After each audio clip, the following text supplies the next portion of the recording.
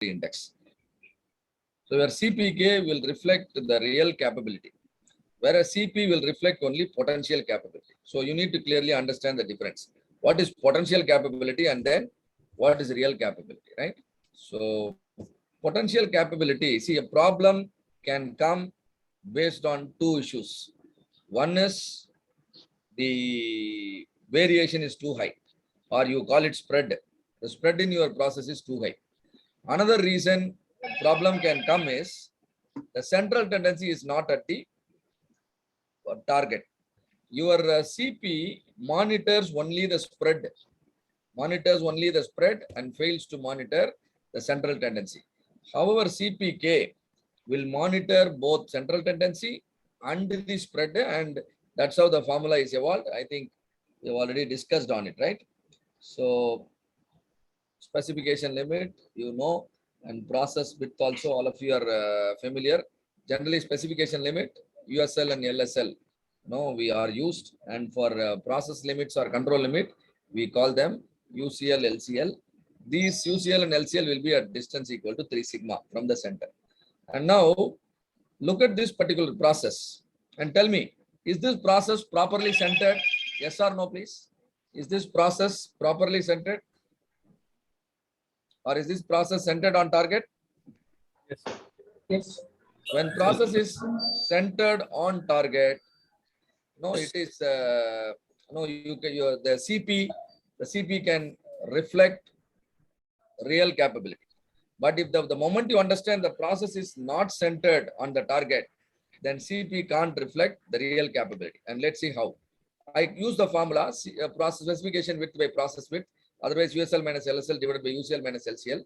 CP is how much? 1.66. General industry standard is CP should be 1.66 and above, and that is happening. And when you ask me this process is capable, I will say this process is capable.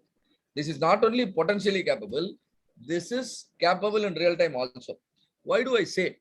There are two reasons. One is my value is 1.66.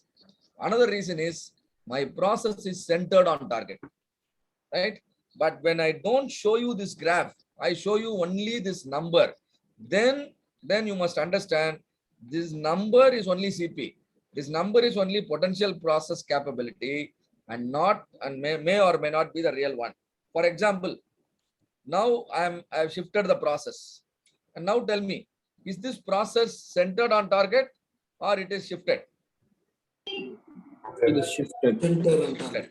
And now when you calculate CP, what value you may get? Can you quickly tell me, using the understanding of the CP formula, what is the CP value you may get?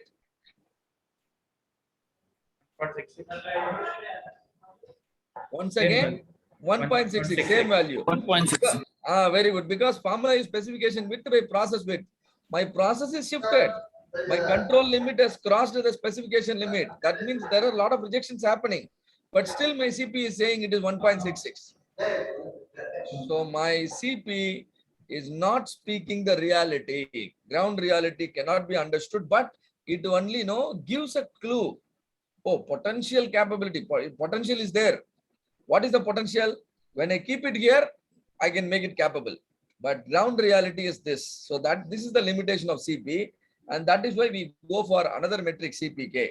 CPK divides the CP into two, the right side CP and left side CP. What is right side CP? USL minus X bar by 3 sigma. We call it CP upper. And what is left side CP? X bar minus LSL divided by 3 sigma. We call it CP lower. Now, when your process is shifting to the right, when your process shift to the left, maybe right, the blue color bar will reduce. When your process shift to the left, the green color bar will reduce. So wherever you see the reduction, you can understand your control limit is going to cross the specification limit, and that may cause damages. And that is why we are interested in knowing the minimum value of the CP upper and CP lower, right? And look at the formula, CPK equal to minimum of CP upper and CP lower. So what is CP upper? USL minus X bar by 3 sigma. What is CP lower? X bar minus LSL by 3 sigma. And now I am considering a process which has undergone some shift. And now the same one earlier when you were measuring with CP, it was giving you 1.66. But now you see after modification, CP upper, USL minus X bar by 3 sigma. Your USL is 50. X bar is how much? X bar is, no, it moved by 5 units. So 40 has become 45, right? So 50 minus 45 is 5. 5 divided by 3 sigma. Sigma is again same, 2. 3 sigma is 6. So 5 by 6 is 0.833. But on the left side, there is no problem. As one of you was telling. Now problem is only on the right side because my control limit is trying to approach the USL and then may cross. So my problem is only on the right side. So my CP upper is going down. That is my worry. When it is going up, that is not my worry, isn't it? Because that gives me a lot of additional cushion. So I want to capture this. That is why I put the minimum here, minimum of CP upper lower. Now the CPK, once you apply the minimum rule, now the resulting number is called a CPK. The CPK will give you the real capability. Now for the same process, after measure including the process shift, what is the CPK value? 0.833. And generally when CP or CPK, if it is less than 1, you can understand your control limit exceeded the specification limit. Your control limit has gone beyond specification limit. That is what your values it tells. Particularly CPK tells the ground reality, but CP gives only the potential measure. And why the CPK gives the ground reality? Because it not only takes into account the spread of the process, it takes into account the process center also. So CPK is the best measure of capability. CPK is the best measure of capability, but CPK gives you, the potential your process has got for further improvement. And now,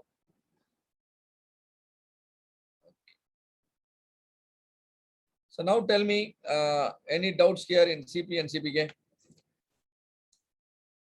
Any questions? No, sir. No, sir. No, it is clear, right? Now it is clear. Then it's good. 1 second.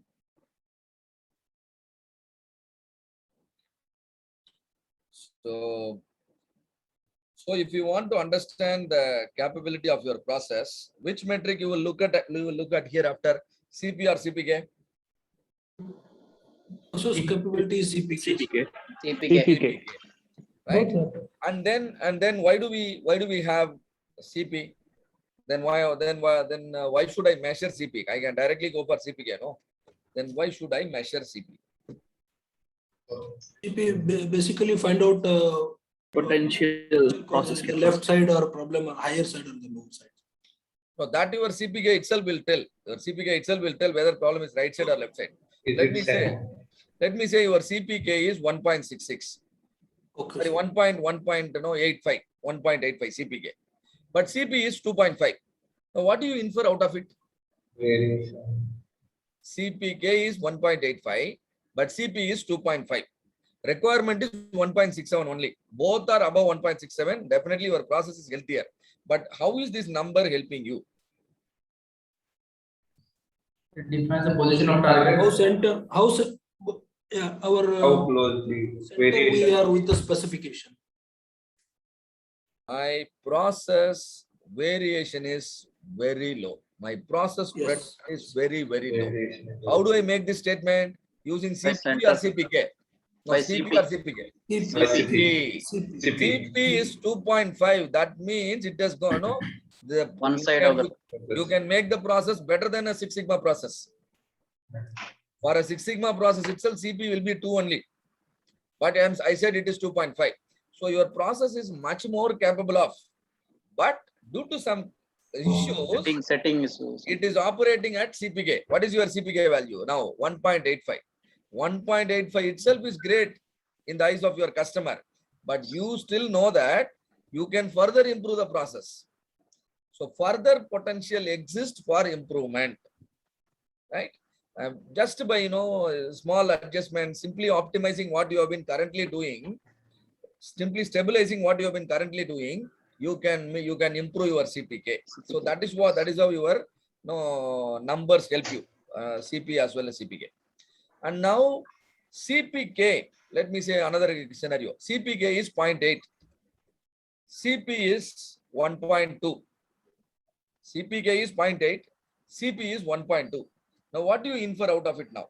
Is your process? There is Process is one side of Process- from running process is one not side from the capable. target. variation and also process is shifted. Now, what are your Not problem? center. Now, tell me first of all, is your process capable or not? Not No. capable. Process is not capable. Wait, why do you say not capable? Is that CP is making you to say not capable, or CPK is making you to say not capable? CPK. CPK is making you to make a conclusion that your process is not capable, and CPK less than 1 means your control limit is beyond the specification limit, and that is why you concluded it is not capable. And now tell me, is that the spread of the process is low or high? It is low. Low. Why do you say low? Because High. it is running one It is side high. of the Your CP is 1.2, right? 1.2, and more than 1, okay, you feel good. But you know what is the industry requirement? Industry requirement is both CP and 1.67. CPK 1.67 for critical parts or critical products, critical services. If you keep neck to neck, then what will happen? Then when your product actually is in the field, there will be a lot of problems your customer might experience. So that is why additional cushion is created. Additional guy, I know this is given by the guidelines or given by AAG. According to them, one no, theoretically you are capable, but 1.67 is required for critical products and services. For example, if you are manufacturing a bearing, and that bearing goes into the aircraft engine, and now is this component bearing is critical or not? Is a critical component or a non-critical component? Critical component. So you cannot take risk. A bearing, few hundred rupees, but though that goes into a few crores worth engine, and moreover safety related it is. So if your bearing fails, then entire engine performance can get affected. So there and all, we need to ensure our CP as well as CPK both are 1.6. But non-critical parts, non-critical components, 1.33 is the guideline, right? So CPK 0.8, CP 1.2, and if the product is critical, then you need to conclude the two statements. One is process definitely not capable. Another thing is the variation is also no. You need to consider it as high, not low. Why? Because since the component is critical, we expect the CP also to be more than 1.67. The moment you understand it is not critical, then you can relax on the guideline. Instead of 1.67, it comes down to 1.33, right? And again for the same problem, CPK 0.8, CP 1.2. Now, what action you need to take? First of all, you need to check whether CP and CPK are same or not. CP I said 1.2, CPK I said 0.8. Both are not same. What does it mean? It means your process center and customer target are different. It means your process center is shifted either to the right or to the left. No, so what you need to do now? You need to do the opposite. You have to move the process mean towards customer target. Imagine you have made some adjustment in the company, made some improvement in the process. What will happen? The process average will now appear exactly on the customer target. At that point of time, you will also get your CP and CPK exactly same value. CP and CPK both will become same value. CP was 1.2, CPK was 0.8. But after making the necessary changes, what will happen is CPK will also become 1.2. So CP equal to CPK means your process is centered on customer target. Getting the process centered on customer target doesn't mean all your results are great. Only the average is great. There could be problem on the right side, there could be problem on the left side. In order to overcome that, the next goal should be reduce the spread of the process or reduce the process variation. If you reduce the process variation, both will improve. CP also will improve, CPK also will improve. right? And as a result, what will happen after some after improvement, your both CP as well as CPK will become 1.8. Both are equal. That means process centered on target. Both are 1.8. That means you can make a conclusion. Process is capable. So two problems, center not on the target, and another one is variation. And variation will reflect in your CP value. Process centered or not will reflect on the CPK, right? So whenever a problem with the CP, you want to improve the CP, reduce the variation. Problem with the CPK, you can do two things. One is you move the process center towards the target. Another way you can improve your CP is reducing variation. Excellent. Hope it is clear to all of you, right? This is how CPK is helping. So we'll stop here, and then in the afternoon, come well prepared because we are going to discuss